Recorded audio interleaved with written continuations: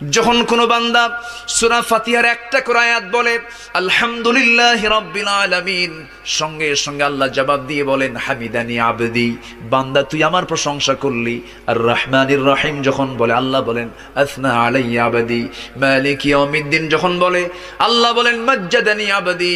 এরপরে যখন বলে ইয়াকা না'বুদু ওয়া ইয়াকা নাস্তাঈন পর্যন্ত যখন বলে আল্লাহ বলেন বান্দারে তুই আমার কাছে কি চাস, প্রাণ খুলে চারে বান্দা।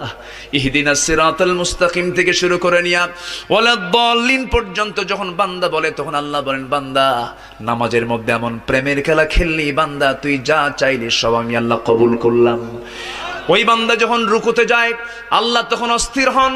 ওই বান্দা যখন সিজদায় যাওয়ার জন্য প্রস্তুতি নাই, সমস্ত ফেরেশতাকে ডাক দিয়ে বলেন ও ফেরেশতারা, এই বান্দাগুলো আমাকে দেখলো না, রাসূলকে দেখলো না, কোরআনকে দেখে হাদিসকে বিশ্বাস করে আমাকে খুশি করার জন্য তার সবচেয়ে সম্মানজনক